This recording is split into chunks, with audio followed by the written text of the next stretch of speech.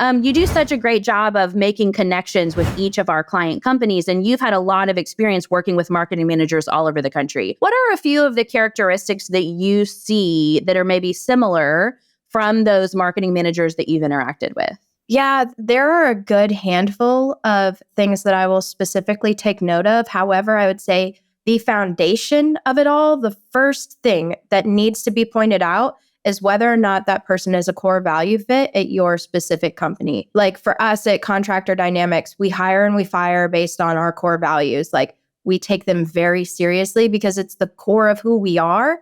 And so we want folks and team members that are going to be spearheading those initiatives.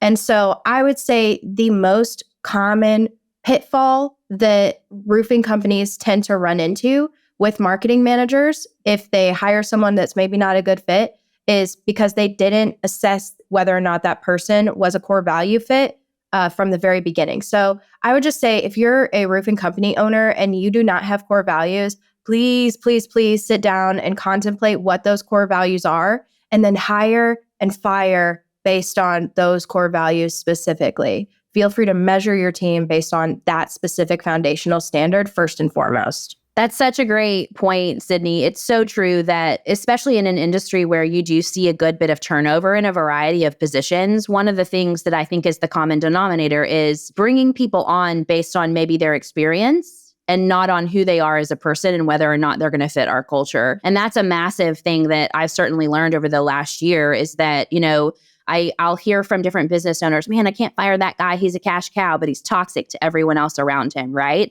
And what happens is then you begin to lose other team members. So you've got to choose. Do you want to keep building the team or do you want that one single person who you believe is a high performer? The reality is if you want to grow a business year after year, you've got to have those culture and core value fit. So that's huge. Yeah, absolutely. Thank you. What else? Any other similarities that you would share with us? Yeah, I would say one of the most common complaints that I hear from owners is that they want their marketing managers to take initiative, be the person that really drives marketing efforts. Another phrase would be like takes the bull by the horns, a doer. Those types of personalities tend to perform very well in the marketing manager role. So when you're interviewing, when you're looking for a person who's going to really help you take your marketing and your company to the next level, you're going to want to look for somebody who has that drive and that initiative, someone who is aligned with your goals, obviously, but is also going to encourage you to kind of step up your game as well as they are driving the bus of your marketing efforts and kind of holding the whole team accountable to that.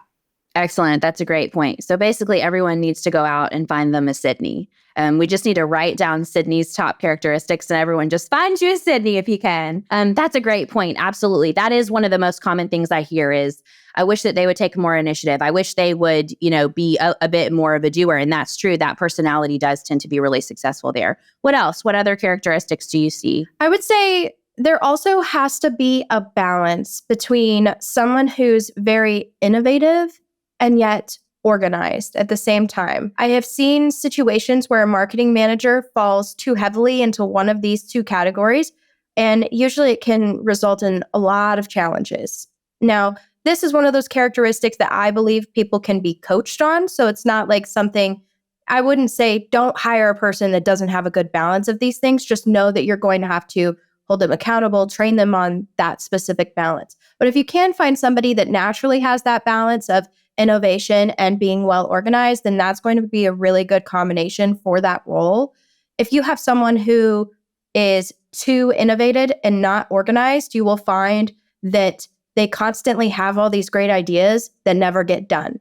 And so you'll find that you're kind of running in place or on like a hamster wheel, and that's not ideal. But if you have somebody that's really organized, but doesn't have ideas and isn't innovative, then you're going to find that stuff gets done, but it's the same activities that get done over and over again without the ideas to kind of take your company to the next level.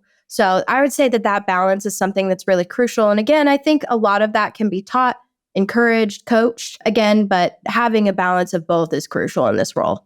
That's great. Sydney, I want to take a little detour there because what you just said is that those characteristics can be coached. And the key there is, number one, you have to find someone who is coachable, who is teachable, who is willing to receive that feedback. And at Contractor Dynamics, that's one of our core values, right? So that's what we're looking for. We're looking for people who are open to getting feedback, who are, people who are going to be a sponge. They're going to soak up some training. They're willing to improve and to learn. That's something that I think is absolutely vital in a marketing manager, someone who is willing to analyze and adjust, because that's a massive part of marketing, not just in, the individual pieces of data that you're looking at, but in the role as a whole, analyzing and adjusting. Sometimes there are things with marketing that you're going to find aren't as effective in your area as they are somewhere else, or they're not as effective at this stage in your growth because of your, the level of your brand strength. And so analyzing, adjusting, those are things that you're going to have to be doing constantly. So knowing that you're finding someone coachable. The other piece of that is that I do hear this often. I just want to find a marketing manager so they can fix my marketing problems. But here's the problem with that. A marketing manager is not a magic pill. It's not like you're going to bring someone in who, they've got this history of social media or SEO or website development or whatever. And then all of a sudden, like, all of your marketing problems are going to be solved. As Sydney said, they're still going to need some of that coaching. You're still going to have to be hands-on. However, with a well-trained marketing manager, you can be less involved in the day-to-day, but still involved in making those decisions, casting that vision, giving feedback, and providing that guidance, right? Absolutely. I 100% agree with that. And the other thing that I would add is the fact that this person is 100% going to need support, not only from an owner, but also from the rest of the team. So if you have someone who does have that nice balance of innovation and being well organized, they're going to need support from everyone else in order to make sure that their innovation is being acted upon, or that if they have support admin staff that are helping them understand their data more accurately, that they have the admin staff in place that are going to accurately give them that data. So I will say the marketing manager should be like the driver of all of that. However, they are going to need support not only from owners, but also like the sales team, the admin team, multiple different teams within your company as well. So making sure that we create an environment where that collaboration is encouraged and teamwork is vital is super important for that marketing manager to also be successful.